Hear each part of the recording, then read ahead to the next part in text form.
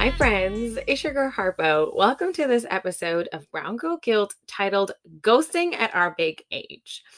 This episode falls under season 6 of Brown Girl Guilt, and this season I'm leading you all through my love life. And I have very hilariously coined the title of this season Harpo's Love Life, a series of misfortunate events. And I've tried my best to mix it up this season and to include some episodes that are funny, some episodes that are super serious, some episodes that are actually feel good and fuzzy. And unfortunately, today's episode is not warm and fuzzy. Today's episode is kind of senti, man. Like, it's not senti in nature, but I guess like my experience with what I'm going to talk about has been a bit senti for me. I wanted to talk about ghosting, and I don't understand why our generation is so obsessed with ghosting. Like, sometimes I just sit there and I wonder, like, did ghosting used to happen in the generations before us? Like, did our parents' generation experience ghosting? What was it like before, like, social media and texting and all this kind of stuff? Like, before dating became so digital, like, was ghosting a thing? Now, backing up a little bit, for those of us who don't know what ghosting is basically when you're talking to someone, you're seeing someone, and you just like disappear on them. You become a ghost in their life is basically where ghosting comes from. It's when you just stop communicating with them. You don't actually give them a reason. You sort of just, yeah, like you disappear from their life without any rhyme or reason. And if you've been ghosted, you might not ever hear from this person again. You might not see them again. It just feels like they fell off the face of the planet. So I've been majorly ghosted twice in my life. And I mean, I feel like I've experienced ghosting in like small forms all throughout like my dating experience. I mean, I've ghosted people, like I've been ghosted as well. Of course, I've also frequented dating apps like Bumble and Hinge. And, ghosting is pretty easy on those kinds of things because you can match somebody and never reach out to them, or, they don't reach out to you. Or you can be having a conversation with someone and then just not be feeling it anymore. Or you're feeling it too much with somebody else. And so then you ghost them, or you just like delete the app, right? So I've been ghosted, obviously, many times, like in that case, and then I've ghosted people too. But I've been majorly ghosted in meaningful ways two times in my life, and they both happened back to back. Like, I'm not even making that up. It happened both back to back. It was so eerie. Like, it actually happened around the same, like, even the timeline that it happened was the same. They were exactly a year apart, and they both happened around the same time, and they both had a lot of similarities. And so for me, I obviously, like, when it happened the second time, I was like, bruh, like, what are you trying to tell me, spirit? Like, universe, what is it that you're trying to tell me? God, what is it that you want me to learn? So this second time around, I was like really clear that this is happening to me for a reason. But anyway, both times happened back to back, and I want to lead you through basically what happened. So both times, yeah, the exact same thing happened where I met a guy, we hit it off. We were sort of like flirtatious. There was like an energy there. We were sort of kind of into each other for a little while before we actually came together. We started to see each other. And then shortly after, in both cases, he revealed that he had just gotten out of a relationship. And so, of course, both times I was a bit surprised and stunted. I was like, oh, okay. The first time I was like, okay, yeah, like, okay. Second time it happened, I was like, again? Like, how is this happening to me again? So yeah, like a little while into it, they revealed that they've just gotten out of a long-term relationship, and it's fresh. Like, it was fresh, like I'm talking like a month old. So we both, but we both continue to see each other despite all of that. Red flag number one on my part. But we both pretend that there was no feelings involved. Of course, I catch feelings because I am me and I always catch feelings. And then we say we're going to communicate. We say that we're always going to reveal like where we're at. We're going to do check-ins, and we're going to make sure that, if one person's on a different page or not, like, we're going to talk about it. Of course, we don't. We say we're going to communicate, but we don't. And then slowly his communication starts to wean off. Now, my communication stayed steady and the same in both cases. It's not like I was retreating or I was pulling back.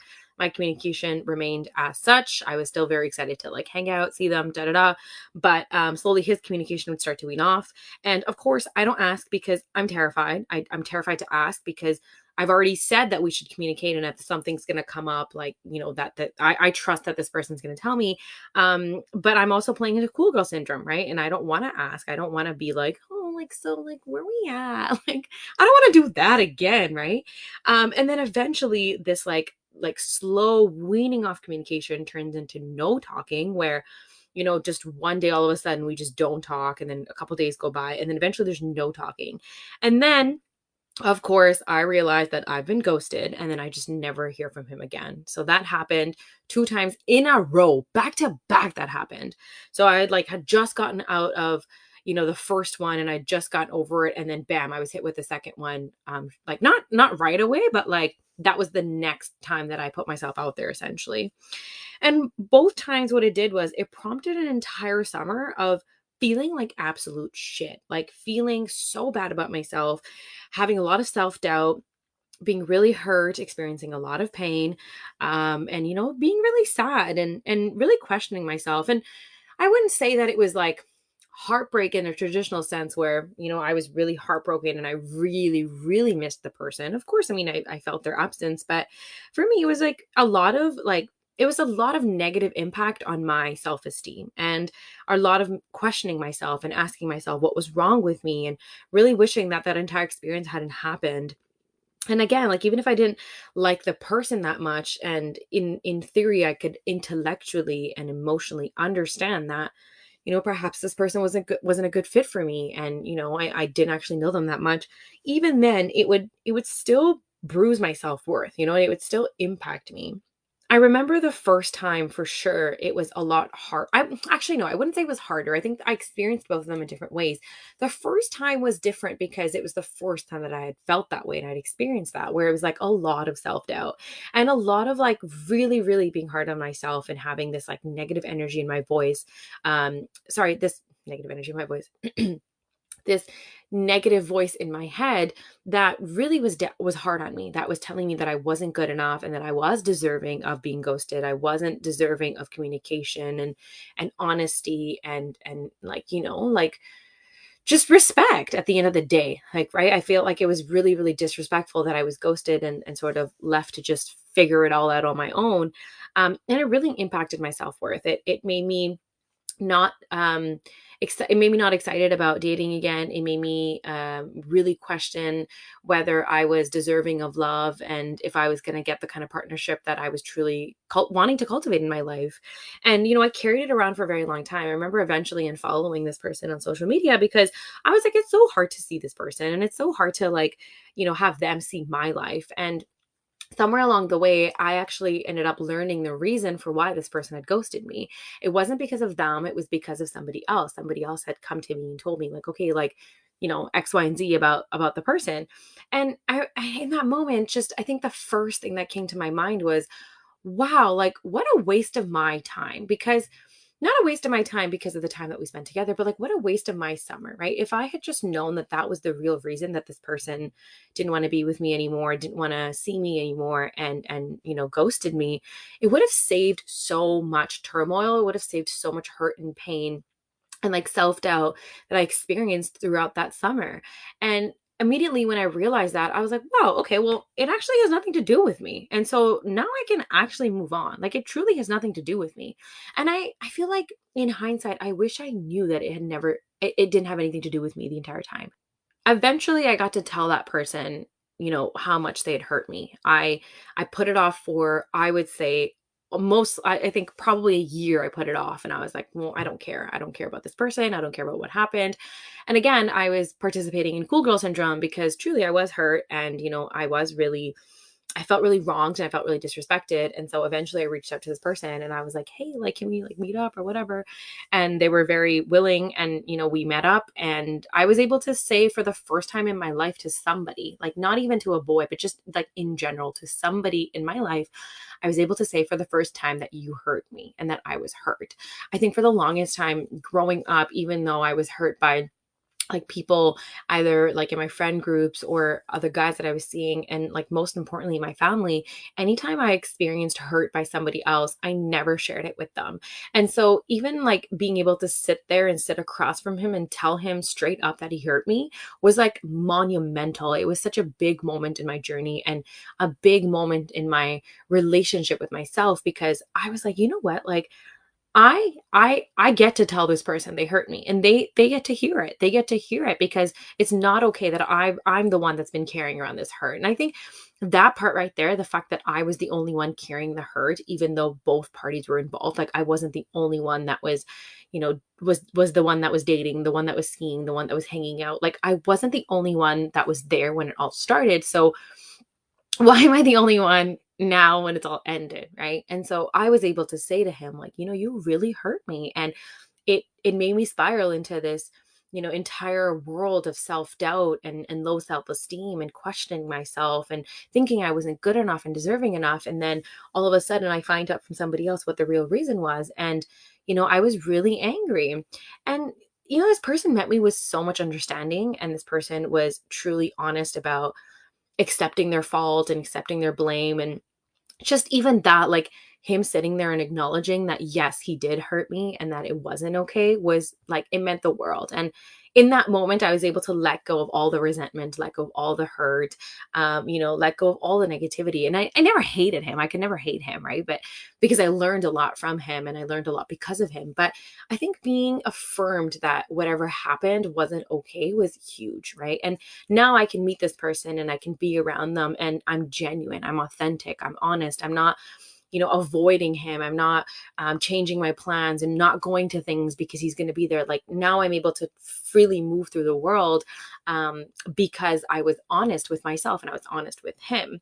But truth be told, like I I can't blame him either for all the spiraling, right? Like if I was a more secure person, if I was a more confident person, perhaps, I wouldn't have been as impacted by it. And so in that way, I also don't even regret it, right? Like I can't fully regret what happened because it made me pull apart and throw away those really insecure, doubtful parts of myself that perhaps I wouldn't have been able to throw away if none of that had happened.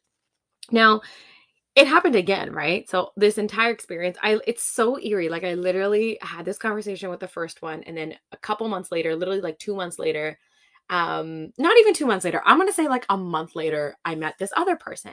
And the exact same thing happened with him. The exact same thing. I'm like sitting in my closet recording this podcast episode and realizing how ridiculous all of this actually is. Like, God, what are you doing to me, man?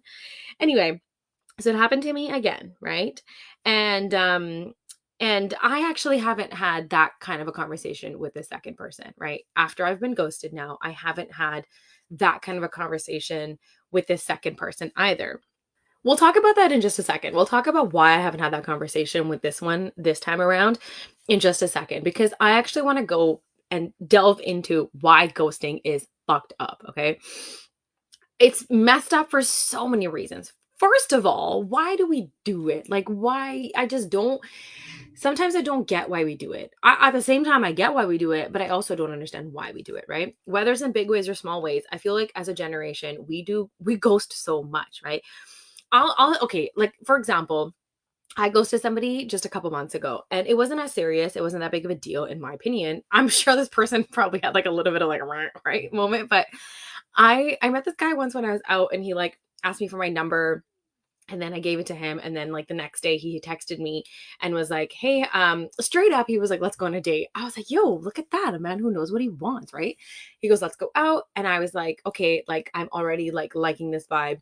And I asked, I was like, okay, so what should we do? And the way that he responded was so freaking annoying. He like, it's some of you might listen to this and you might not be annoyed by it, but I was really annoyed by it. He was like, I don't know, something like super chill and casual. Like maybe we could just go like Olive Garden. I never responded to him. Okay. Till this day, it's been months. I haven't responded to him. I didn't tell him yes. I didn't tell him no. I didn't tell him maybe so. And the reason I did that because I was like offended. I was like, excuse me, I deserve to be taken out on a nice proper date, not just something casual like Olive Garden. Like, first of all, who goes to Olive Garden? I go to Olive Garden with my cousins. Like, that's like a home environment, right? Yeah, fine, you can go and eat endless breadsticks, but maybe when we're like 6 months to a year into our relationship, if you're gonna take me on a first date, like even if it was a simple walk at the beach, that would be nice too. But the fact that he didn't want to put in effort, I could tell immediately right away that this guy was used to not putting in effort, right?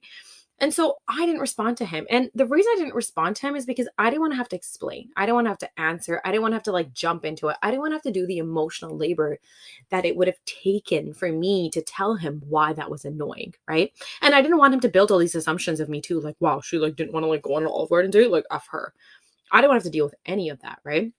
So in hindsight, I could have just said to him, actually, you know what? I'm not interested or I'm not available. But that also would have been lying, right? That would have been lying. The reason I didn't want to go out with him was because he offered Olive Garden and not something else. Now, when I get ghosted, the two instances that I've shared with you, one in detail and the other one to be pending, I feel like the reason I got ghosted was because of fear, right? And I feel like it was fear-based actions when they really didn't need to be fear-based, because in that conversation that I had with the first guy that ghosted me, he was able to say to me without me even asking the reason why. And it was because he was too scared. Like, he was too scared to deal with the repercussions. He was too scared to hurt me, which, he ended up doing anyway. So either way, like it, he could have honored the communication and perhaps he wouldn't have hurt me. And then he did end up hurting me. But, he was scared. He was scared for everything. And it was really, really fear based, right? And I think that this second person, who I haven't had a conversation with yet, now we're gonna pick this pin. Okay, we're gonna pick this pin up because we put a pin in here for a second. But I think the reason that he has ghosted me is also fear based, because it's really hard to confront your feelings, and it's really hard to be met with somebody else's emotions and feelings too, especially when you're the one causing the hurt. For example, I always find like ending things with somebody is a lot harder for me than it is to have things have been ended with me. Like, I hate being the one to be like, hey, this isn't working out for me, because I don't want to be responsible for the other person's reaction, right? I also don't want to be responsible and like confront their emotions and the way that they're going to process it now, because I'm the one delivering the bad news, right? And so I can understand that telling somebody straight up that either like you don't actually like them, or that you don't want to see them anymore, b perhaps you're looking for something else, or c and like and maybe like you got back with your ex, man. Like, I don't even know, like maybe you and your ex realized that you actually didn't want to be together, and that like you don't want to be apart, or you want to see other people. Like, who knows, right? Maybe you wanted something super casual, and perhaps what I had to offer was a bit too substantial. Whatever the reasoning is, I think the reason that we don't actually tell somebody what we're feeling is because we're scared. It's so like rooted in fear, right? But what happens if we choose love over fear, right? And what truly happens when we honor not just others with communication, but ourselves too? For me, ghosting this Olive Garden dude was easier than for me to stand true in what it is that I think I deserve. Like, it's harder for me to tell him and the world what I feel like I deserve and not be shameful for it than it is to ghost, right? Because I could have said to him like, "Hey, I actually think that I'm worthy of something a little bit more meaningful than a casual date of stuffing our faces at Olive Garden," right? And then I'm afraid of his reaction. I'm afraid of the way he's going to perceive me, and the way that he might perhaps speak about me to his friends and to the world. So it's easy for me to just ghost him, because if I ghost him, he's just going to sit there with like, Harpo ghosted me. Wow, And so that's it. That's all it is. And the reason for why I never responded to him is like, it's his responsibility to make that up. But again, what happens if we choose love over fear, and we honor not just ourselves with communication, but other people as well, right? And I always think back, like, what would knowing the truth have done for me in the first case when I got ghosted, right? What would that have meant? And then in this case too now, like, what would knowing the truth now change for me? Because like I mentioned, I haven't had a conversation with this person. The last time I spoke to this person was months ago. But what would have changed for me both times? I think for the first time, it would have saved a lot of self doubt, insecurity, not being confident, not being sure of myself, and a lot of questioning myself. I think that I would have prevented. And this time around, I think what it would have changed for me is, because I had the last time as a blueprint, I wasn't as hard on myself. I have to be super honest. Like, I wasn't super hard on myself. I think this time around, I actually missed the person, because, I realized I had learned, because of like, I had learned the time before that it actually has nothing to do with me. And so this time around, I'm really cognizant and aware that it probably has nothing to do with me, right? Not even probably, it actually has nothing to do with me. It's not that I was inherently unlovable or that I was too much and that I pushed this person away. It's probably just that this person wanted something different, and like maybe wasn't ready for it. Just it's that person's decision, right? But I think what it would have changed for me this time around is that perhaps I would have missed him less. Perhaps I would have felt his absence less. Perhaps I wouldn't been actually heartbroken as much as I was, because this one I actually liked, right? This one I actually could have seen myself with, and had a desire to learn more, and to grow more and to build more with. And so both cases, I actually can't regret any of it, because the first one taught me that my sense of self and my sense of like my understanding of myself was really shaky, and that it was really rocky, and that it didn't take much for it to shake and crumble. And I don't want a shaky, crumbly understanding of myself. I want a really strong sense of myself. I remember sitting down in meditation once and just, you know, I wasn't being hard on myself, but just saying to myself, Harpo, how can your understanding of yourself be so small and so shaky that something like this, like some random dude, and in a situation that has nothing to do with you, how can you let it affect you so much? And so I don't regret it, because then if the first one hadn't happened, I wouldn't have gotten that understanding of myself, right? And so even the second one, I feel like I'm not fully there yet, but I can't regret it either, because it introduced me to a brand new capacity of loving somebody and caring about somebody, and wanting the best for somebody. And I might not have felt that. I might not have known that about myself had I not gone through this experience, right? I wouldn't have been able to learn what forgiveness to somebody without them asking for forgiveness is actually like, had I not gone through this experience. And in both cases, I don't think I would have, learned more about loving myself if I hadn't gone through those things. I wouldn't have arrived at this place. I might have arrived at a different place or a different time, but the place that I'm at right now and the kind of relationship that I have with myself right now, I perhaps wouldn't have arrived at if both of those things didn't happen, right? I also wonder, what would happen if I chose love for myself and the person, instead of marinating in hurt and pain, right? Both times. I'm in a very, very different place now with this most recent situation. But a little while ago, I wasn't. I was like really resentful. I was really angry. I was really hurt. But what would have happened if I had chosen to love myself and this other person immediately? I don't think it would have erased the hurt, right? And I don't think that it would have completely got rid of the pain. But I think I would have leaned into fear less than I did, than I leaned into love.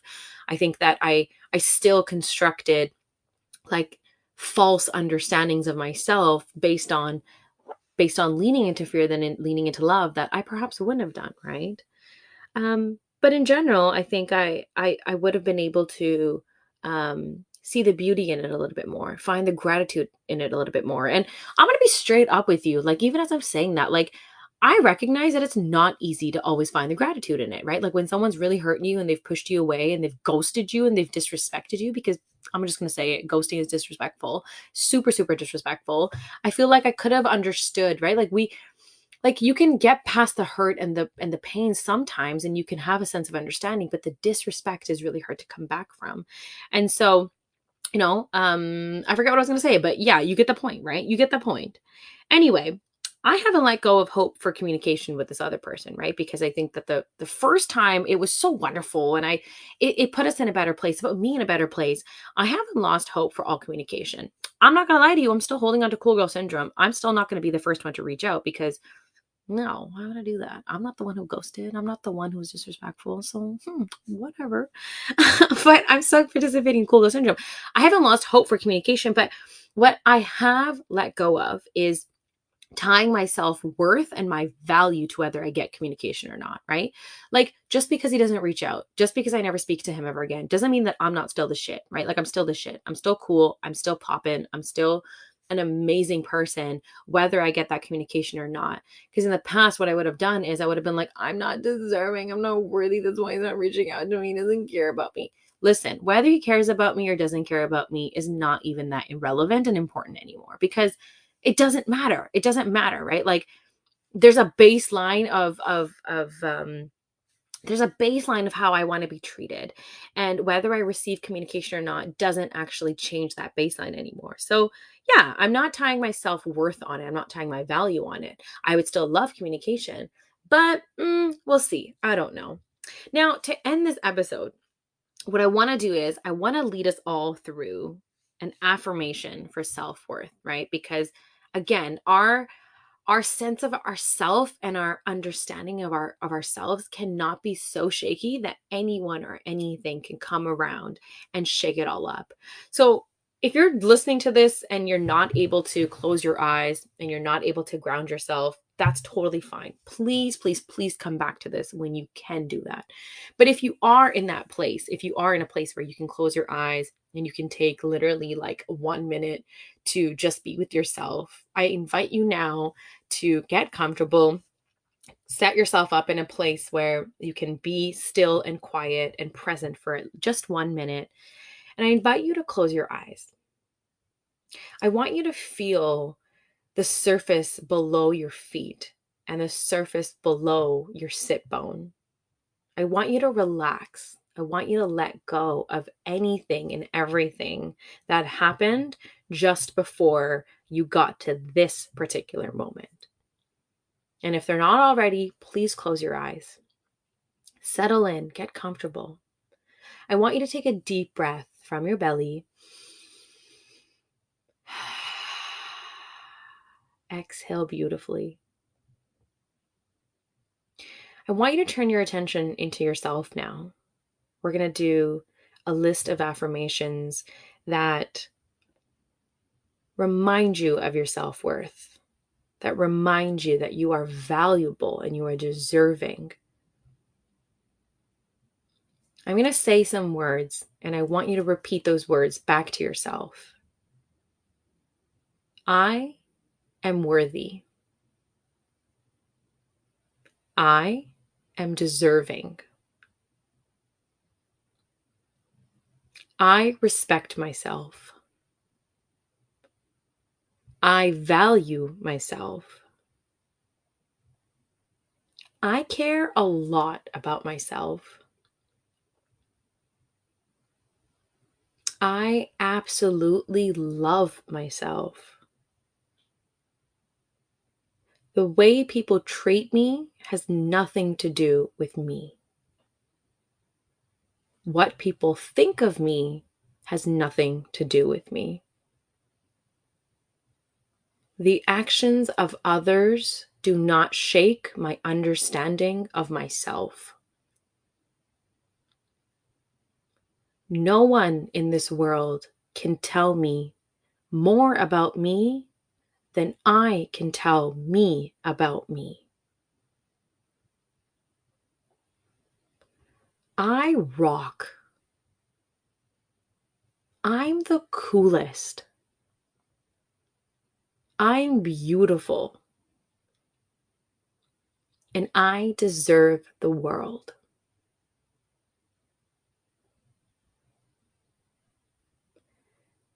When you're ready, you can open your eyes and you can come back into your room, back into the space that you're at. And I want you to be able to come back to this list of affirmations, this quick guided meditation. And if you didn't like the words that I used, you can use your own. But promise me, and we're going to do this together because I'm making this promise to myself and to all of you too, we're not going to let the actions of other people shake our sense of self ever again.